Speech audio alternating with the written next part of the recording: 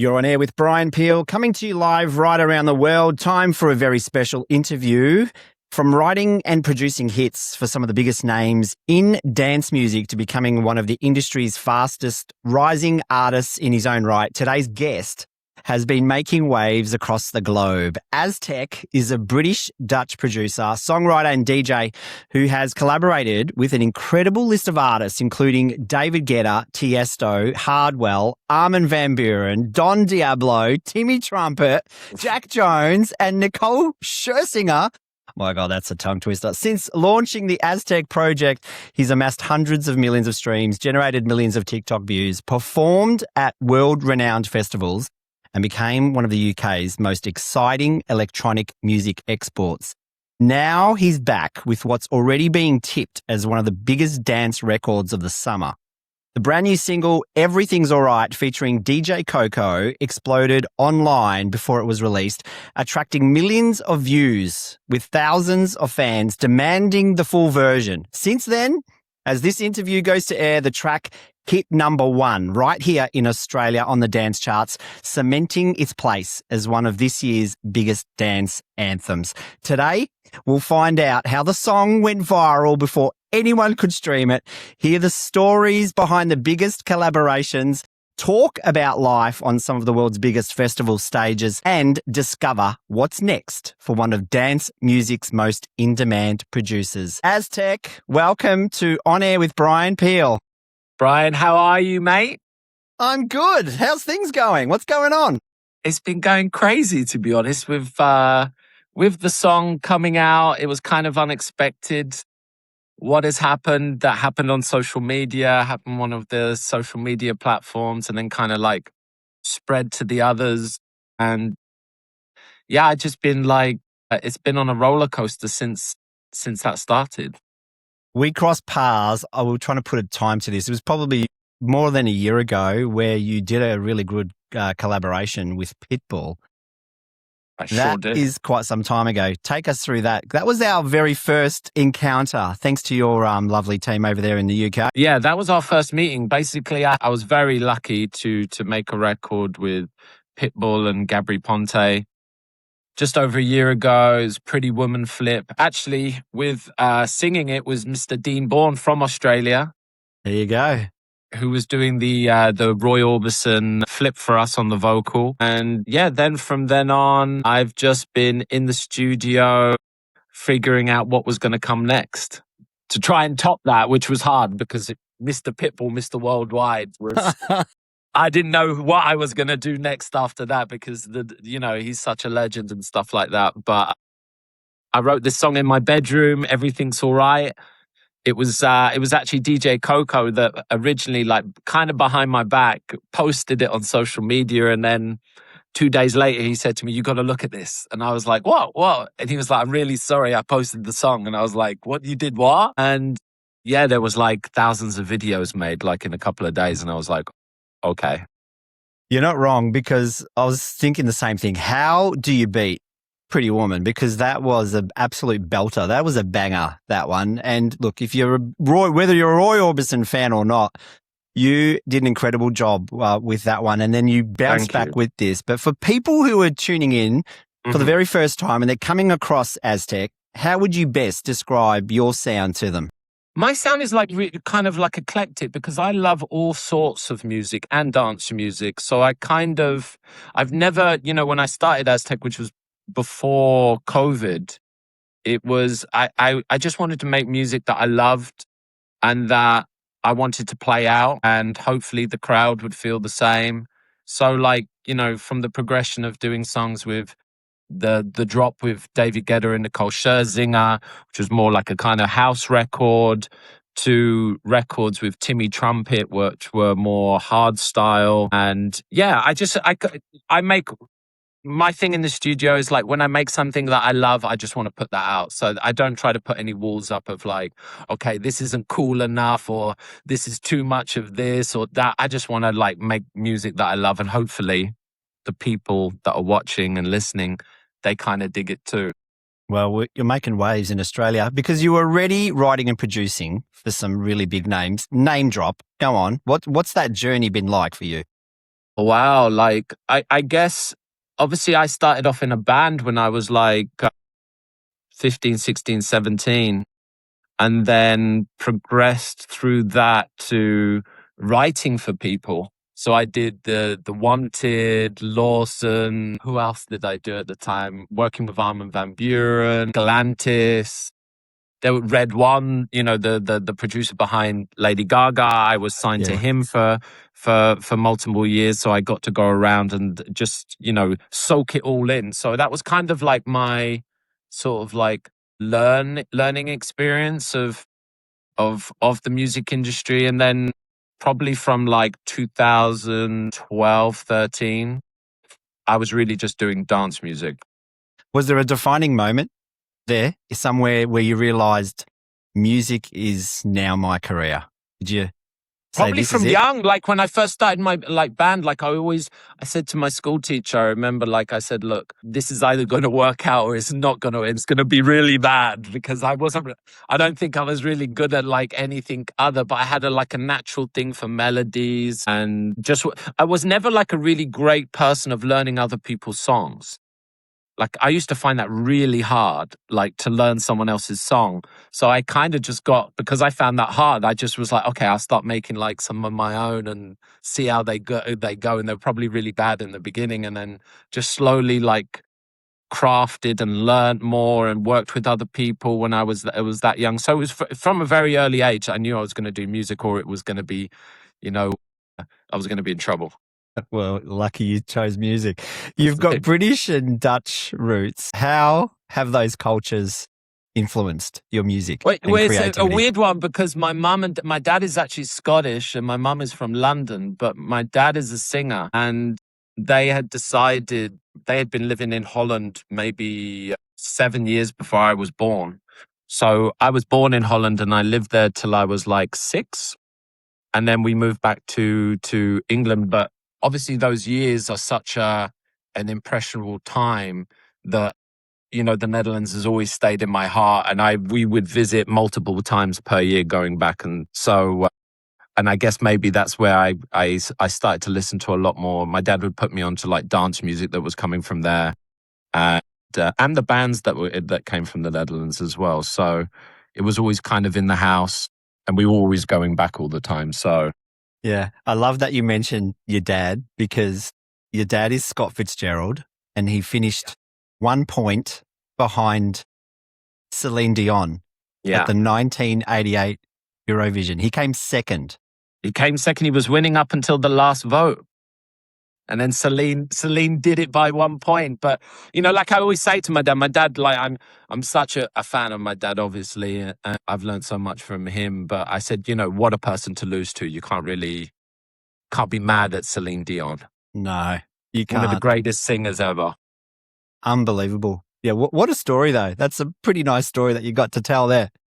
Yeah, and he did, I think his song in like 1978, If I Had Words, actually was a really big song in Australia back in the day. And then that ended up being on like the Babe with the pig movie. That was the theme song for that. So yeah, music has always been in the house. Obviously my dad more as a singer, and now me turning more into the DJing and stuff like that. The deck mixer. Yeah, exactly. You're one of the original members of pop punk group Busted. How was that experience for you?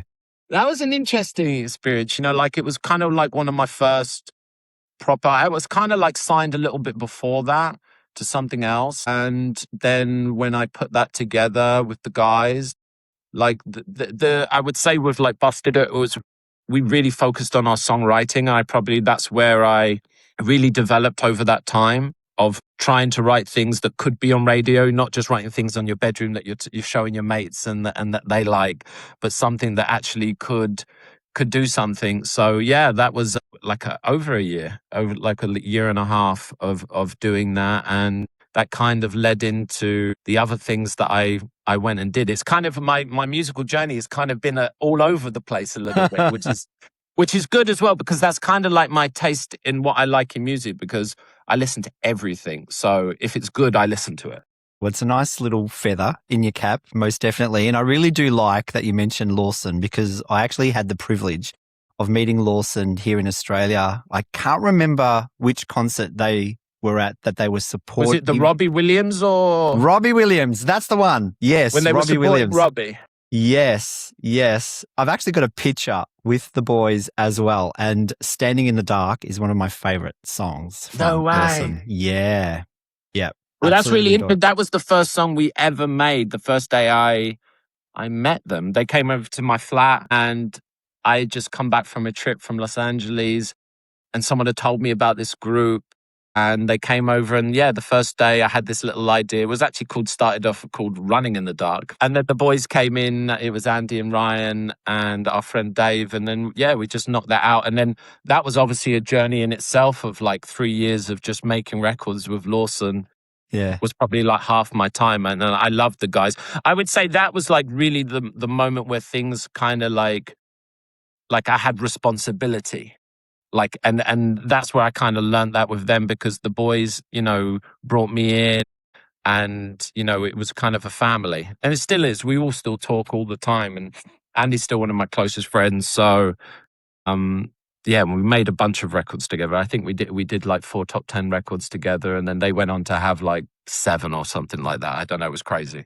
Just four top 10 records, if you don't mind. 4. Because you did collaborate with David Guetta, Tiësto, one of my favorites, Armin van Buuren, and Afrojack as well. That is A-list. What have you learned from working alongside those industry heavyweights? I was very lucky. They gave me a lot of advice in the beginning.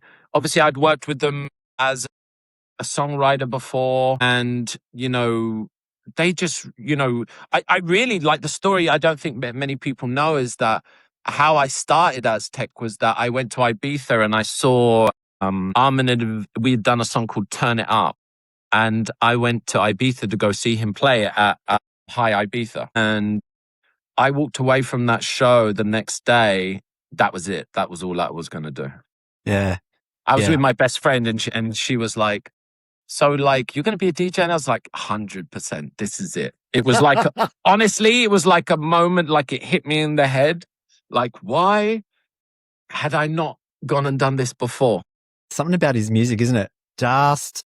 And him as well as so a person. good. He's like a beautiful person. Same with Afrojack. Like they are really kind of people that want to see the new come up, and want to embrace that and help in any way that they can. Same with Tiësto. And to be fair, with any of the guys that I've been lucky to work with, I would say those, especially are people that I've worked with for a long time.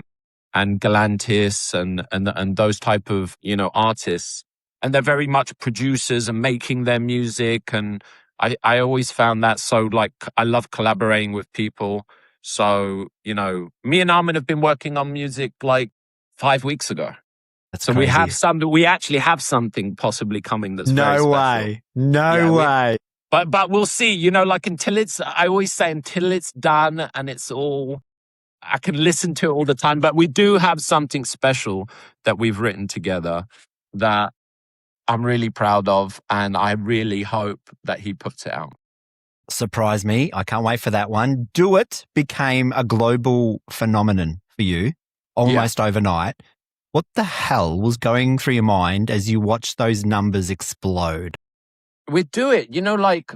I actually wasn't on like TikTok at like that much at that time. So I didn't see it till kind of like after it happened. But I did wonder why all these people then suddenly started to follow, especially with Jessica. Yeah. She's one of the biggest, TikTok stars. So I was probably too much in the studio to realize like of what was going on in the outside world. But like I think that's like crazy numbers on TikTok. I haven't looked in a while, but I guess that was probably the first song for like Azteck where things were like, wow, okay, like he's onto something maybe, or maybe not. I want to know a little bit about the creative process, because the best musical ideas come from somewhere. I want to know where they come from, and when you're creating music, do you start with a melody, a beat, or a particular emotion? It's normally an idea. So like like for instance, Turn It Up with Armin van Buuren. I always remember this. I came out of a club and I was in the car with my friends and we were kind of going to an afters. It was like super late. And then I just started singing it. And then I was like, hey, my battery's about to die. And it was my friend Rich. And I said, can you record it on your phone real quick? Like, I really need this. Like, and he's like, what? And I was like, yeah. And I started singing it. And then the next day I went into the studio. I sent some Armin some like ideas of it. And then we just worked on it. So like, it's normally comes like from stuff like, yeah, like ideas out of the blue. I would say like with Everything's All Right. That was me. Obviously, I'd been in hospital on and off for like the last 2 years. Like in the time that we had Pretty Woman out, I had like 7 operations. So like I was thinking, all my friends were going, I'm going on holiday and I'm going here, and I couldn't go anywhere. I was like literally locked in my room for like 18 months. It was like the worst. I thought I was in lockdown again. And the truth is, and this is exactly the truth, I just remember sitting there with my guitar feeling kind of sorry for myself. And I started writing Everything's All Right. And it was more just me dreaming of being able to go away on a holiday than was going to go on holiday. So yeah, they can come from like the randomest things. Also, they can come from being in the studio. Like Hunter for Galantis, for instance, was a guy I saw like on Instagram that was with a puma or something. This puma was like jumping on him, and I was like, and then I just heard, I am the hunter, I am the great. And I was like, yeah, that would be maybe cool. Maybe. Because, you got to dare to try, because some of these ideas can sound like crazy. And, like, the Wiz Khalifa one that we did with Dimitri Vegas and Like Mike, When I Grow Up, a lot of people in the beginning were like, okay, when I grow up, I want to be like Wiz Khalifa. Where did you get that one from? And I was just like, well, his life just looked really cool on his vlogs. And I was like, that's why I kind of like had that idea of that song. So they normally come from everyday life. Like there's no like, I've never really had like a pre-plan of like, I'm going to try and like think of something that people are going to like really like or something like that. I think it just has to come, the good ones always come from something that just is real and that you end up turning into something, and they come quick. Everything's All Right was written very quickly. I did it in maybe like 10 minutes. 10 minutes? Yeah, like 10 minutes. I can't understand. But there's only one verse in that which people do complain about. So maybe that's why. Maybe it would have been 20 minutes with another verse. But I felt like at the time I was just like in this summer vibe, and it just felt like if I added another verse, it would maybe be too long or something. So yeah. But if it goes further, I have promised the fans that I will maybe do another version and add a verse. It's the perfect length. It really is the perfect length. I mean, we know the original spark behind it, and the production, it feels simple, but it's really infectious. Like, how difficult is it to create that effortless sound?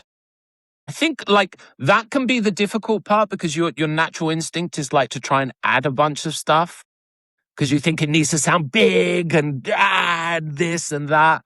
But I think over time I've learned is like simple is the best, the best way, like trying to cloud it. Maybe then the song is not very good, or you're trying to fix it with trickery. Yeah. So yeah, like simple, good kick, obviously that has guitars, which is not like at the moment a lot on dance music per se. But yeah, like guitars has always been a part of my life, and normally how I start the songs. Yeah. So I wanted to on this one. I don't really know if I use guitars on like other songs, to be fair. I think this one and the next one that I have coming are probably like the guitar ones. Tell us a bit about DJ Koko and Kurt. DJ Koko is a really good friend of mine. He's actually he has another project. So DJ Koko is kind of like his alter ego, and he's going to be coming out with a bunch of stuff. He's a sneaky boy, obviously leaking my track. We love a sneaky boy. But I had to have him on there because of that. I thought, you know what? You started this, lad. So you're going to have to be a part of it now. And Kurt D, amazing guy. I was kind of like, who do I get to sing this record? Like, I was kind of lost at one point, and then like maybe at 2:00 in the morning, I was just searching on TikTok. I don't know what I was just like checking singers out, and there was this guy that came up with this like really baritone kind of voice. I didn't know where he was from. And I thought, do you know what? I'm just going to DM him. Normally no one gets back with that Yeah. type of stuff. But I DM'd him, and the next morning I woke up and I saw a message for him like, yo, I know the song. Like, I would love to be involved. And he sent me a voice note of him singing it. And I think it was the next day or the day after, I straight away got him in, got that vocal locked in. Because we had to move so fast, because the song had been, like it took everyone by surprise, especially me, like of how fast it was moving and how much everyone wanted the version. So I was like in panic mode basically from that point on, like, okay, I have to get this done. Like, let's go. We got him down, and lovely, lovely guy. We've got, we spend a lot of time together now when we shoot the content for online, and we actually have, this is an exclusive, we actually have another song that he is now on, and that will be coming probably after the next single. Yeah, we have the scoop. You have the scoop that no one knows that, but yeah, we have a song. So really, it's not as like, I would say, tropical, but it's still got the flavors of Everything's All Right. But with, Do we have it coconuts? really shows off. Coco's going to be doing, I think Koko has 2 other songs that he's going to be doing. Will we all get together again? I think for a song, probably. He's always in my studio, so I have to lock it now with passwords, because I know what he's like, being putting them on accounts and on TikTok and stuff. But I would love for all of us to do something together. We have talked about that with Koko, that we're going to, hopefully, if the song keeps growing like it's growing, that we may do a special thing all together. Well, he's crazy as well, so he's kind of like us all.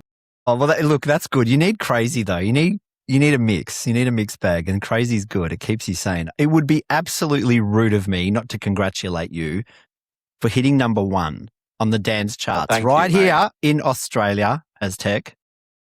How good. Legendary. That's amazing. Like, honestly, all of this is like just like mind-blowing to all of us, to be fair. Like, it's still every morning, like, and it's not just saying that for any reason. It's like a pinch me. Like, I wake up every morning with this record, like, wow, the response. I've never, all the records I've done, ever seen a response like this on a record. Like, and I've been lucky to do some records with some really cool people, but I've never seen anything like this. Just the way that the people have, locked into it, the videos, as you can all see online, people making it their own. Like, I think that's like so special. And yeah, it's just like, wow. It's pretty wild. It is pretty wild. It is really wild. And to see it in all different countries is like, what is going on?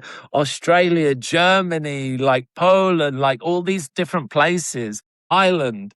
Like, it's like a dream come true. Like I could have never have imagined this when I made the record, that this would ever be happening. Well, we're super proud, and we congratulate you. We love having you on the top of the charts here in Australia. Festivals and performing. Now, Tomorrowland, Ibiza, Untold, some of the world's biggest festivals. Is there that one performance that stands out as unforgettable to you? They're pretty big. They're big ones. Yeah, do you know what I would say? Like that there was, Tomorrowland was always a dream to play, and I've been lucky to play it in Belgium and Brazil and in Ibiza. But I would say, what has been the one? You know what? Probably Ushuaia. Because that was one of the places, and I still have the picture of the next day of when I decided to be a DJ.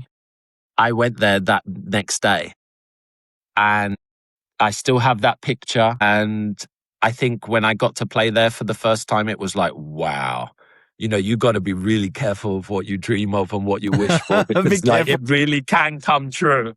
Like, and that was kind of like a moment for me where I was like, wow, like, I had my friends there and everything, and when I first played there. So I would say like Tomorrowland at Ushuaia presents. And then obviously, I've been lucky to play, Don't Let Daddy Know in Korea. That was a very special one. Sunburn in India. Like, they've all been like incredible. But I would say like for the reason of why I started to want to be a DJ, being in that spot where I made that decision, and then like, wow, I'm actually playing. We want you here. We want to get you down here. We want you in Australia.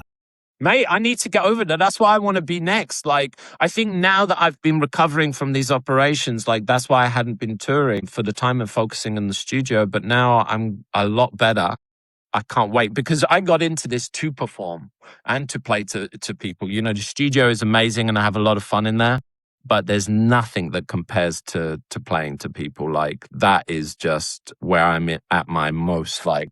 And we bring the madness, you know, like we bring that energy to the show and I always want it to be that. So when I get back to it, Australia, I am coming for you. Righto. Don't forget Melbourne, okay? Because that's where I am. Mate, I'm coming straight there, as we said. Thank you. Please do. Now, your energy is so bloody infectious. I love your energy. You've got incredible energy. How do you zone out a little bit? How do you switch off and balance yourself in a really fast-paced industry? I see my family. My family live down the coast, so my sister has children and see my mum and dad, and we just like hang out, go to the beach, take walks, really like chilled stuff, watch TV, eat food, like that, see my friends. I'm trying to think what else like I do. I don't really have any hobby. Like, listen, music has always been a part of me since a young kid, so like I can be writing songs at 4:00 in the morning and that's like just normal stuff, you know, so... But in 10 minutes. Well, I wish they were all in 10 minutes. They're definitely not. Some you could take like what I go to school for with Busted. That was 6 months. So each song can be, sometimes they just like, I call it, they just cut like puke out. And then other ones you're just like, okay, I got this little bit. And then I need to work the next 2 months to try and find the other bit that works with this. You know, like there's no real set way. I wish there was. Like I said, if every song was 10 minutes, I would be so happy. But it's good to have a mix. Like you kind of live on the edge a little bit and you just roll with the milestones and like, you know, looking ahead, for example, you've amassed millions of streams across your catalogue. Do the milestones, are they still like sinking in and you like always looking forward? You know what? I'm always looking forward. So I don't really look at those things too much. Like I'm always just want to like continue making music like I was when I was like 15 or 16. Like, because I think you can look at things and start going, oh, maybe I did. Oh, yeah, I did this. And we're just not like that. And the people I have around me, you know, we joke at each other all the time. We're ripping each other all the time. And we're just trying to get better on each song. That's kind of like there's a little crew of us that kind of like Bless is one of them, the DJ Bless and his crew, you know, we kind of like are all near each other in the studio and we just try to humble each other. If anyone like gets a little bit like, ooh, I need first class tickets now or something. We're still flying economy. So it's, stay grounded. Yeah, you have to because this is music. This is, you know, like this is the same as anything else. Like it's just we make music and we're very lucky to do that and for hopefully people liking it. You know, like that's the key to all of it. I think it should, but you have to keep it about the music and just try, you know, and give your best when you're doing it and keep it real as much as possible and. Yeah, you know, hope that people like it. And, you know, there's a lot of people out there making music at the moment. So I know how lucky I am with the situations that have been happening. You know, I'm just thankful every day to everyone involved, the team, the people that video us being crazy in the street, you know, like all of those. They're so good. They're so good. Please don't stop. They are so good. No, we're going to, me and Kurt, like, you know, and that's why I love him because he's got that crazy energy like I have. So when I say to him, let's go do this, he's never saying to me, no. Like, I'm like, okay, let's do it. Let's do it. He's actually going more nuts now than I am. Yeah, that's great. Dream collaborations. What's on your bucket list or who is on your bucket list? Wow. Any Aussies on there? You know, I was a big fan of Silverchair. Is it Silverchair? Silverchair, yeah. Yeah, I was a big Daniel Johns, right? Yeah. I actually wrote with Delta like many, many years ago. I'd like to do something Delta. You did? Wow. Yeah, we wrote a song. I can't actually remember like it was a long time ago. I may be talking like... Was it for her first album, maybe? No, this is over like 10 years ago. This is when I think she was living in Los Angeles maybe, or she was coming back and forth. to Los Angeles, and we worked with an amazing songwriter producer called Gary Clark, who used to be in a band called Danny Wilson, and we wrote a song one time. But yeah, Delta, Natalie Imbruglia. Love Nat. I was Yes. always loved Nat. I actually met Nat when I was like 14 years old or something like that, and I had her sign some like thing that she was doing somewhere. I remember. She's yeah, like doing great stuff too. She's got a new album out as well. So it's great to see her amazing. back. Listen, Natalie Imbruglia will always kill it. Like she's phenomenal. The Veronicas, I was always loved their stuff. Like, yeah. So anyway, I never really like. I think it's like the song dependent. Like when I make a record, then I start thinking about who is the dream. The situation that I can make the record with. I never really sit there and go, because you would be disappointed because there's so many, I was so lucky to be able to do a record with Pitbull or David Guetta and stuff. And I never take those for granted that I could just go, I make a song and I can go do it. No, it doesn't work that way. I probably sent 100 songs to David Guetta before. So, and the same with any of them. But who would I like right now? Sometimes they just fall on your lap too, and it's like, wow, I didn't expect this. Yeah, you just don't know. Like I said with David Guetta, I didn't know about David Guetta happening for that. We got a call and it was happening, and I was just what is happening right now? But maybe Tiësto, we've worked together on music and stuff like that that's come out, but and he obviously he was playing the song that I had with Jax Jones a lot and stuff. But I would say I love Tiësto. I was always a big fan of his. So for me, it's normally who I'm a big fan of or grew up listening to or something like that. That Aerosmith, Steven Tyler, I was thinking the other day, I would love to do something with him because I grew up listening to Aerosmith. That would be fun. Or Sister Bliss from Faithless?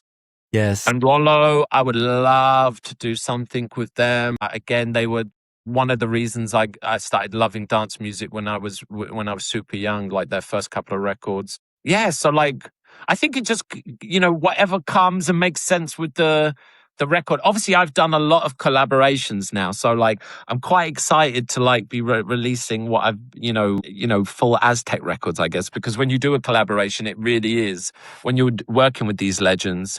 You're collaborating with these legends and. We're pretty spoilt for choice, I think. Australia, look, we are pretty blessed here in Australia. We've got some amazing talent down here. You have so many. And Guy as well. Is it Guy Sebastian? Yeah. Phenomenal voice, and stuff like that. So I would love to do something with someone from Australia. Well, when I come over and hopefully play shows, we can maybe make that happen.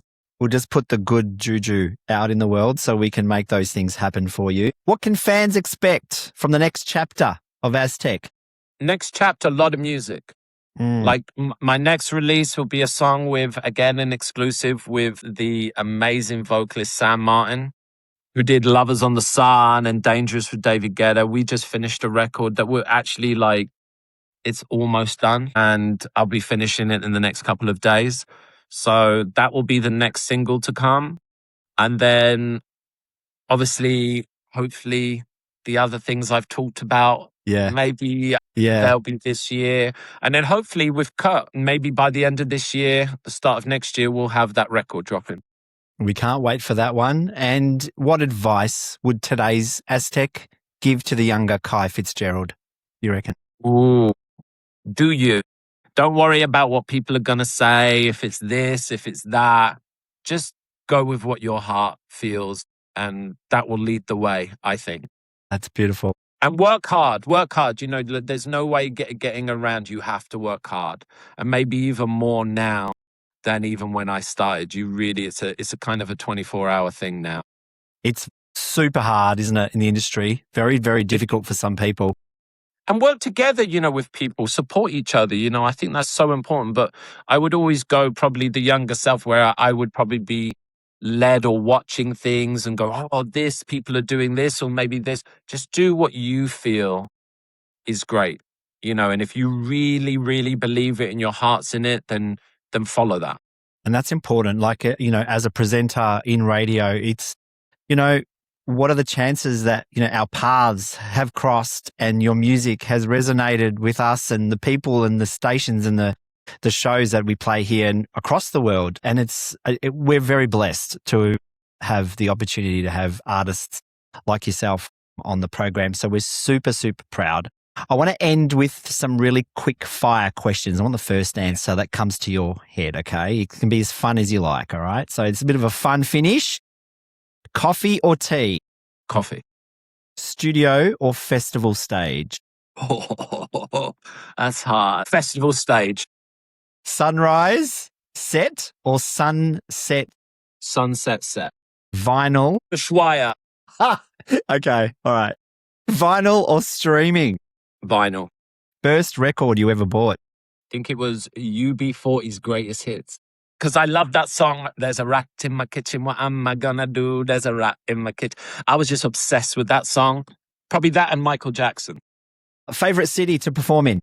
Belgium. One song you wish you'd written? Titanium, David Guetta. Biggest musical guilty pleasure? Ooh. Venga Boys. What is that song? We're going to Ibiza. And 3 words that describe Azteck?